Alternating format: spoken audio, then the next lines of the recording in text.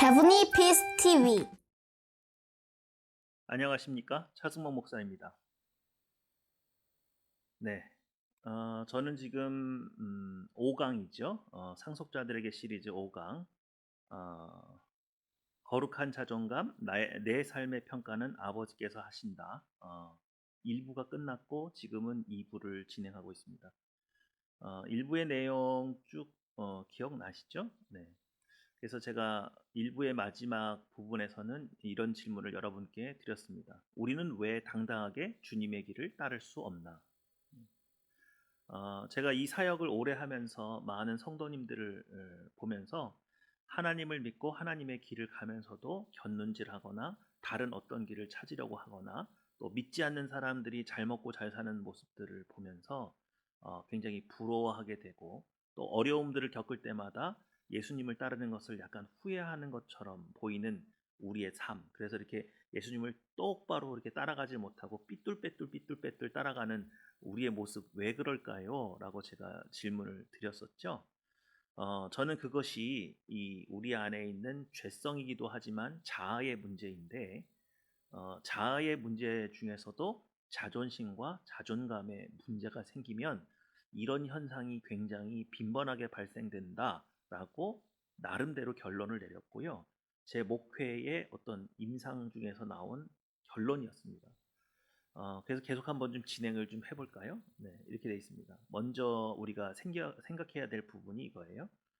왜 자존심과 자존감이라는 게 있을까? 우리 안에. 네. 보시죠. 누구에게 삶의 평가를 맡기나? 사람은요, 태어나서 내가 잘 살고 있는 건가? 그거를 나름의 내 기준을 갖기 이전까지는 누군가로부터 그것을 평가받을 수밖에 없는 존재예요. 그러다 보니까 그것이 자존심, 자존감이 생기는 이유가 됩니다. 사람을 객관적으로 공평하게 평가할 절대자의 부재 때문에 예, 누군가가 나를 좀 평가해 주기를 원하는 거죠. 그래서 그것에 따라서 내 값어치가 높게 느껴지기도 하고 한없이 낮게 느껴지기도 하고 그래서 결국은 내가 나를 대하는 태도가 좋을 수도 있고 나쁠 수도 있고 긍정적일 수도 있고 부정적인 자아관을 가질 수도 있다. 그래서 자존심이 생길 수도 있고 자존감이 높을 수도 있고 낮을 수도 있고 그렇다는 말이죠. 결국 사람은요, 객관적으로 공평하게 평가할 절대자가 있어야 되는데 죄로 말미암아 그 절대자를 잃어버렸죠. 하나님을 잃어버렸죠. 그렇기 때문에 스스로 삶의 의미를 부여할 수밖에 없게 되는 이 과정 속에서 자존심 혹은 자존감이 발생하게 된다. 네. 자존심과 자존감은 서로 좀 약간 좀 대립되는 그런 느낌이 좀 있죠. 자존심과 자존감을 저는 이렇게 좀 정의를 좀 해봤습니다. 사람에게 인정받으려는 자존심, 나만의 길을 찾으려는 자존감. 그러니까 사람으로 태어나서 자신의 인생의 길을 찾아가야 되는 나만이 갈 수 있는 길을 찾는 거, 그죠? 다른 사람의 눈치 보지 않고 나만의 인생의 길을 창조해서 나가는 거, 그거 자존감이죠, 그죠? 그런데 자꾸 사람들 눈치를 보면서 사람들이 인정하는 길로만 가려고 하는 거, 이제 그것이 자존심으로 나타나기도 합니다. 그러나 여러분, 자존감이 꼭 좋은 건가요? 아까 말씀드렸죠? 자존심이나 자존감은 어, 절대자로부터 부여된 창조의 원래 목적대로 부여된 그 의미가 아니고 내가 나에게 부여한 의미, 또 내 주변 사람들이 나에게 주는 평가를 내가 받아들여서 생긴 거예요. 그러니까 절대자와는 무관하죠. 원래 우리가 왜 이렇게 만들어졌고 나는 왜 이런 재능을 가지고 태어났고 나는 왜 이런 게 좋고 내 기질은 왜 급하고 이런 성격은 어떻고 이런 창조주가 나를 왜 이렇게 만들었는지 원래 창조주 절대자가 우리에게 부여한 그 의미를 찾아가서 생긴 것이 아니라 나는 이런 게 좋은 거 보니까 이 길이 내 길인가 보다 이렇게 스스로 의미를 부여한 것이기 때문에 자존감이 높은 사람이 하나님 앞에 잘 믿느냐? 그것도 아니에요. 그럼 자존심 센 사람은 하나님 잘 그것도 아닙니다. 제가 오늘 말씀드리려는 거는 그건 세상 심리학자들이나 상담학자들이 자존감이 높은 사람이 행복 지수가 높고 건전하게 잘 살아간다. 뭐 그걸 얘기하려고 자존심과 자존감을 나누는 것이지만 저는 오늘 그것을 이야기하려고 하는 것은 아니고 이것이 어떻게 신앙생활 가운데에 발현되어서 우리가 올바른 신앙을 가지려면 우리의 자존심과 자존감이 어떻게 새로워져야 되느냐. 그래서 그것이 새로워졌을 때 우리가 주님의 길을 따르는데 얼마큼 당당하게 길을 갈 수 있느냐. 마치 D.H. 로렌스가 말한 것처럼 좀 그 시, 자기연민이라는 시에서 나와 있는 그 작은 새처럼 우리가 예수 그리스도의 길을 걸어가면서 다른 사람들이 조롱하거나 우리를 뭐 살해하겠다고 협박을 하거나 그럼에도 불구하고 우리는 당당하게 그 길을 갈 수 있는 자아를 갖게 되느냐. 여기에 관심이 있는 거죠. 자, 그래서 좀 계속 한번 읽어보는데 제가 자존심과 자존감을 생각하면서 그것을 신앙적으로 생각해 보기 위해서 사울 왕과 다윗 왕의 차이를 좀 보려고 합니다. 사울 왕은요, 이렇게 생각하는 사람인 것 같아요. 권세가 없으면 사람들에게 인정받지 못하면 자신은 아무것도 아닙니다. 사무엘상 15장 30절이죠. 이때 사울 왕이 죄를 짓습니다. 그때 사무엘 선지자가 와서 사울의 죄를 낱낱이 고하는데 사울이 자신의 죄를 확인하고도 어떻게 행동하는지가 15장 30절에 기록되어 있죠. 사울이 이르되 내가 범죄하였을지라도 이제 청하옵나니 내 백성의 장로들 앞과 이스라엘 앞에서 나를 높이사. 누구 앞에서요? 백성의 장로들 앞과 이스라엘 백성 앞에서. 사람들 앞에서 여전히 나를 좀 높여주세요. 그죠? 내가 죄를 지었다고 해도, 죄를 지어서 하나님과 관계가 멀어졌다고 해도 나는 사람들 앞에서 여전히 존경받는 사람이었으면 좋겠습니다. 라고 말을 하는 거예요. 나와 함께 돌아가서 내가 당신의 하나님 여호와께 경배하게 하소서. 범죄했는데 하나님께서 그 경배를 받아주실까요? 그러니까 사울 왕이 지금 되게 중요하게 생각하는 건 하나님이 아닌 거죠. 그러면 이 말투, 이 언어, 이 생각 구조 안에서는 우리가 사울을 평가할 때 자존감이 높은 사람이라기보다는 자존심이 높은 사람인 줄 알게 되는 거죠. 자존심이 아주 센 사람이라는 것을 알게 됩니다. 우리 다윗을 한번 볼까요? 다윗 왕은 어떻습니까? 다윗 왕의 어떤 삶의 모토는 이렇게 되는 것 같아요. 하나님께서 나를 떠나시면 나는 아무것도 아닙니다. 다윗 왕이 밧세바와 동침했죠. 그리고 선지자 나단이 와서 그 죄를 고발했을 때 지은 시가 시편 51편입니다. 거기 11절에 보면 이렇게 돼 있죠. 나를 주 앞에서 쫓아내지 마시며 주의 성령을 내게서 거두지 마소서. 하나님, 제가 왕위에서 물러나라고 하면 제가 물러나겠습니다. 저에게 명예와 부와 다른 거 다 가져가셔도 저는 상관이 없습니다. 그런데 주의 성령만큼은 내게서 거두지 말아 주십시오. 다윗은 사울과는 분명히 다른 자아를 가지고 있습니다. 이것을 뭐라고 말하면 좋을까요? 저는요, 이것을 이렇게 표현하고 싶어요. 물론 상담학에서 말하는 자존심과 자존감으로 이 둘을 나눈다고 하면 사울 왕은 분명히 자존심만 센 사람이고 다윗은 자존감이 높은 사람이에요. 그러나 자신의 삶의 의미를 스스로 부여하거나 사람들의 평가로 자기를 부여한 사람이 아니고 하나님께서 부여한 것, 자기는 일개 목동 양치기밖에 안 됐죠. 그런데 하나님이 오셔서 그에게 통치자의 의미를 부여해 주시고 그에게 통치자의 지혜와 명철을 주시고 전쟁에 능한 사람으로 만들어 주시고 항상 그를 지켜주시고 보호해 주셨죠. 그러니까 다윗이 갖고 있는 이 정체성은 일반 세상 사람들이 갖고 있는 심리학에서 말하는 것과는 좀 다르게 절대자로부터 부여받은 것이에요. 그래서 저는 이것을 일반적인 자존감과 구분하기 위해서 거룩한 자존감이라는 표현을 씁니다. 오늘 우리가 신앙생활을 통해서 당당하게 하나님과 같은 길을 걸어가려면 다윗과 같이 내 자신이나 주변 사람들에 의해서 의미가 부여된 자존심이나 자존감이 아니라 하나님을 만나서 그분이 내게 부여하신 것으로 내 정체성을 삼는 거룩한 자존감이 회복되어야 합니다. 자, 그래서 이렇게 좀 다시 한번 구분을 좀 해봤습니다. 신앙 대 자존심, 자존감. 자존심이 센 사람이 교회에 들어왔어요. 그럼 어떤 일이 날까요? 교인에게 인정받으려고 하죠. 교인이거나 목사이거나 장로이거나, 그러니까 교회의 구성원으로부터 자꾸 인정받으려고 하는 것, 자존심입니다. 자존심이 센 사람, 아직 하나님을 인격적으로 만나지 못하고 교회 안에서 생활하시는 분들 중에 사람들의 평판을 두려워하는 사람이 있어요. 하나님이 내게 말씀하시는 것보다. 이런 사람은 어떤 사람이에요? 자존심이 센 사람이에요. 자존감이 좋다고 해서 신앙생활 잘하는 거 아니라고 제가 말씀드렸죠. 자존감이 높은 사람은요, 굳이 하나님 의지하려고 하지 않습니다.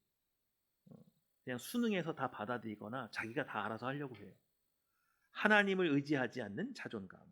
그러니까 자존심이 센 것도 신앙생활에는 별 도움이 안 되고, 자존감이 높다고 해서 신앙생활 잘하는 것도 분명히 아닙니다.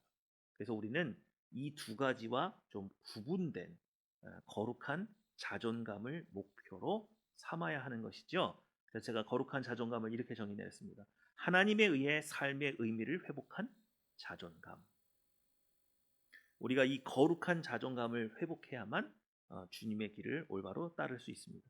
자, 그런데 제가 이렇게 신앙 지도를 이렇게 하다 보면요, 요즘 현대인들은 대부분 자존심이 굉장히 많이 상해 있는 상처로, 그러니까 마음의 상처를 가지고 교회를 나오시는 분들이 많아서 신앙을 그의 마음속에 담을 수가 없는 거예요. 이 자존심이 치유되지 않은 상태에서 신앙이 들어가 버리면 여전히 하나님 앞에 나가는 것보다 교회 안에서 누군가로부터 인정받는 데에 더 집착을 하게 되어서 올바로 신앙생활이 빨리빨리 성장하지 못하는 것을 보게 되는 거죠. 그래서 제가 상담학 기법을 조금 도입을 해가지고 왜 현대인들이 이렇게 마음의 상처가 많고 자존심의 상처가 많은지를 한번 좀 찾아봤습니다. 그랬더니 학자들이 이렇게 말을 하더라고요. 본래 사람에 대한 평가는 그 사람의 사회적 기여도와 필요도, 가치죠. 가치에 의해 평가를 받아야 한다. 하지만 현대는 자신의 노력과 상관없는 외모, 스펙, 돈에 의해서 평가를 받다 보니 노력에도 불구하고 부모나 친구, 자기 자신에게 존중받지 못하는 현상이 심화되어서 그렇다. 그러니까 상담학자나 심리학자들이 내리는 결론이에요. 그게 뭐냐면 정말 노력하고 열심히 사회에 기여한 사람이 좋은 평가를 받아야 마땅한데 그 공정하죠. 그런데 현대 사회는 외모 내 맘대로 어떻게 타고날 수 없잖아요. 스펙, 그리고 돈. 여기서 말하는 돈은 노력해서 얻은 돈은 아니겠죠. 부모로부터 물려받은 돈인 거죠. 태어날 때부터 그냥 부잣집에 태어났어요. 모든 사람의 선망의 대상이 되죠. 그에게 뭘 잘해서가 아니라 그냥 부잣집 아들이고 그것을 유산받을 사람이기 때문에 주변에 있는 사람들이 그 사람을 존대해 주는 것을 보는 거죠. 너무 안타깝죠. 자존심이 상하는 거예요. 왜요? 나는 노력을 열심히 했는데도 저 사람은 노력하지 않았는데도 그 모든 걸 다 갖고 있는 것 같으니 자존심이 상하죠. 또 부모로부터 주변에 있는 친구나 또 스스로도 자기 자신을 그래서 값어치 있는 사람으로 존대해 주지 못하기 때문에 이제 자존심의 손상을 입게 된다고. 그래서 현대인들이 특히나 자존심의 손상을 받은 사람들이 굉장히 많다. 자존심에는요, 세 가지 특징을 보입니다. 자존심이 센 사람들의 특징이라고도 말할 수 있겠죠. 첫 번째는 과시와 우월. 자꾸 자기 자신을 이렇게 뭔가 대단한 사람인 것처럼 포장하려고 하고 그걸 순간순간마다 의시되는 거죠. 또 우월, 누군가와 경쟁 구도를 항상 만들어서 내가 그 사람보다 나라고 본인을 높여야만 본인의 존재감의 가치를 알 수 있는, 그래서 자꾸 누군가와 이렇게 경쟁 구도를 만드는 거죠. 두 번째, 지배와 통제. 상대방이 뭘 원하는지는 듣지 않아요. 하여튼 내가 마음이 편해야 되니까 내 뜻대로 관철시켜서 주변에 있는 모든 사람들을 내 통제하에 두게 되는 거. 그게 자기 자존심을 지키는 길이고 또 자기 스스로가 그것을 사람들이 따라줄 때 자기를 존대하고 있구나라고 안심을 하게 되는 것이죠. 세 번째, 지속적인 확인. 자존심이 센 사람, 또 자존감이 낮은 사람도 이건 마찬가지죠. 정말 뭐 너나 어떻게 생각해? 이걸 계속 다양한 방법으로 계속 끊임없이 확인을 하려고 하는 거. 굉장히 피곤한 사람이 되는 거겠죠. 제가 여기 그림으로는 안 띄우는데요. 그러니까 자존심이 낮았을 때, 그래서 자존감에 손상을 입었을 때 일어나는 현상들을 심리학자들은 이런 말을 합니다. 욕구는 굉장히 방어적이거나 의존적이거나 타인의 인정을 추구하게 되거나 과시하게 되거나 과도한 승리에 대한 집착을 보이게 되거나 병적인 통제를 하려고 노력하게 되고 현실 도피와 왜곡 그리고 자기 파괴까지도 일어난다. 그러니까 남들에게 관심받고 그 사람들의 중심에 서고자 하는 욕구가 만족되지 못했을 때, 욕구 불만이 됐을 때 이런 형태들이 나타나는 거죠. 또 감정에는 또 어떤 차이가 나타나느냐? 스스로를 무가치하거나 무기력감에 빠지게 되고 열등감, 수치심, 그리고 시기와 질투, 자기 혐오를 갖게 됩니다. 그리고 또 인간관계는 어떻게 되나요? 감추기, 위장하기, 의심하기, 끌려다니기, 무리하게 굴기, 뒷담화, 지배와 착취. 네. 그러니까 우리 자아가 자존심에 손상을 입었거나 자존감이 낮게 되면 이런 약간 좀 병적인 증세들이 우리를 나타내게 되고 이것이 신앙과 이렇게 범벅이 됐을 때 교회 안에서 우리 공동체 안에서도 이런 문제들을 일으키는 사람들로 발전하게 되거나 하나님이 자꾸 내게 더 가까이 나오라고 이렇게 하나님께서 부르시는데 그 부르심에 반응하지 못하고 주변 사람들의 평판이나 내 스스로의 열등감에 빠져서 하나님을 이렇게 따라가지 못하는 믿음의 정체가 생기게 되는 구간. 그래서 이거는 하나님이 우리의 이런 마음도 만드셨기 때문에 이게 해결이 되고 해소가 되지 않는 상태에서 무조건 신앙이 갑자기 은혜 받는다고 막 되고 그런 건 아닌 것 같아요. 그러니까 하나님께 은혜를 받았을 때 이 마음의 상처가 회복이 되어야만 신앙이 더 좋아지고 그곳으로 나아갈 수 있는 것이죠. 자, 요 그림 한번 볼까요? 존중받지 못하거나 사랑받지 못해 생긴 마음의 상처. 즉 자존심의 상처는 피해 의식과 괴리감을 불러온다. 네, 이제 상처가 깊어졌습니다. 그래서 자존심에 큰 스크래치가 생겼어요. 그런데 그것이 굉장히 심화가 되면 두 종류의 사람으로 이렇게 나눠볼 수가 있는 것 같아요. 피해 의식에 빠지게 되는 경우. 여기서 말하는 피해 의식은 심리학에서 말하는 피해 망상과도 같은 말입니다. 그리고 괴리감이 빠져가지고 이렇게 다른 이게 자존심의 손상으로부터 오는 두 가지 패턴을 보는 거죠. 이거 하나하나씩 한번 좀 분석을 좀 해보도록 하겠습니다. 먼저 괴리감과 피해 의식을 조금 더 따라가 보면 이렇게 돼요. 1번 괴리감. 자존심에 상처를 받아서 괴리감을 느꼈는데 거기서 더 큰 상처를 얻어서 더 깊어지면 자기 혐오로 간답니다. 자기 혐오가 뭐죠? 스스로를 미워하는 거죠. 그럼 자기 혐오에 빠진 사람이 잘하는 게 뭐예요? 내 탓을 잘해요. 자기 자신을 자꾸 원망하고 자기 자신에 대해서 불평하게 되고 자기 자신에 대해 분노가 느껴지고 그래서 사실은 그렇게까지 자기를 원망할 일은 아닌데 자기 자신을 자꾸 무능력한 사람이라고 스스로가 스스로를 공격하게 되는 그런 현상이 바로 자기 혐오죠. 그러니까 자기 혐오까지 가는 겁니다. 자존심의 손상이 괴리로 넘어갔다가 자기 혐오로 가는 거죠. 또 두 번째 자존심의 손상이 피해 의식, 피해 망상으로 갔다가 더 깊어지면 자기 연민에 빠지게 됩니다. 스스로를 불쌍히 여기는 것이죠.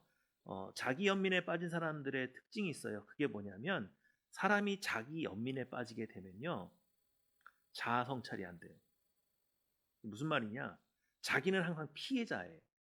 그러니까 피해자는 뭘 이렇게 잘못한 게 없는 사람인 거잖아요. 그냥 일방적으로 공격을 당한 거잖아요. 그러니까 본인이 분명히 잘못한 것도 있을 텐데 자기 연민에 빠진 사람은 자기가 뭘 실수하는지 뭘 잘못하는지 자기 스스로를 돌아보지 않아요. 그냥 무조건 남 탓이고 내 주변의 환경이 안 된 것, 그죠?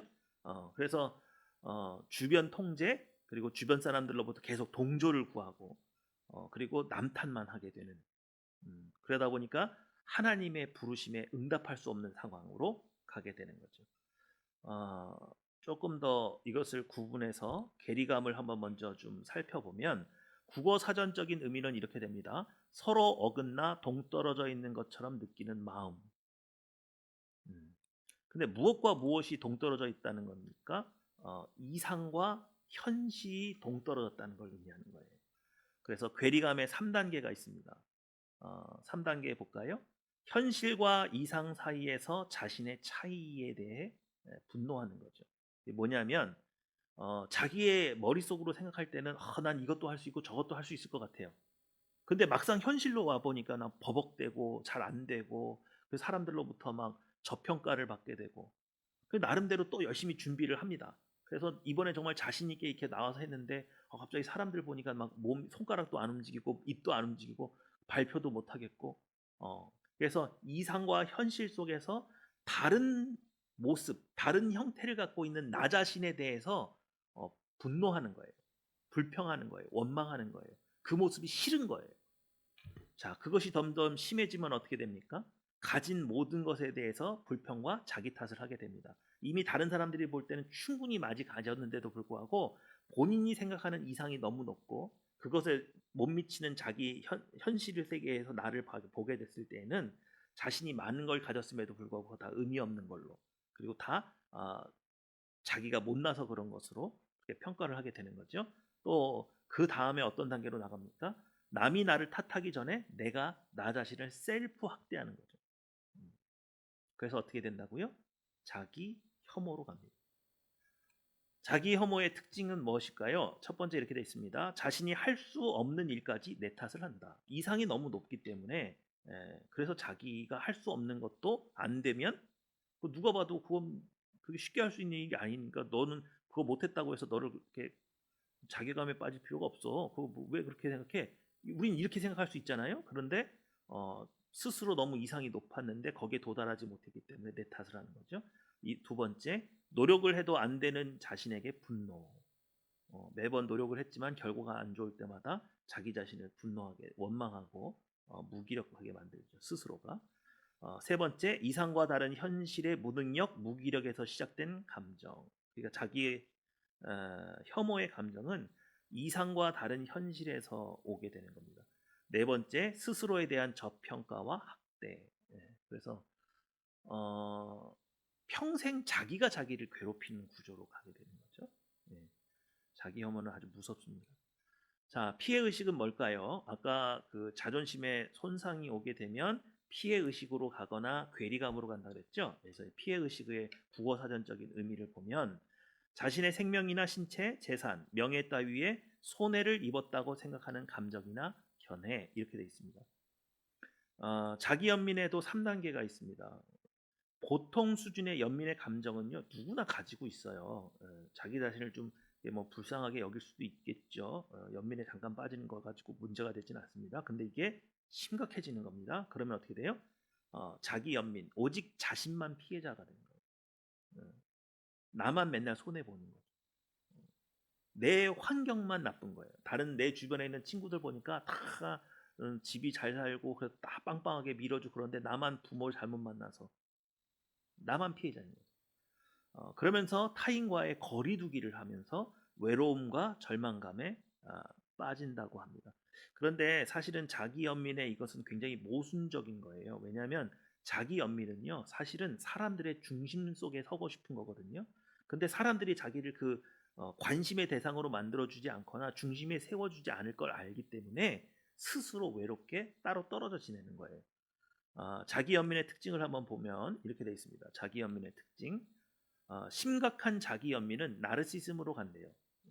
자기 자신을 너무 사랑해서 다른 거에 신경 안 쓰는 거죠. 스스로 고평가.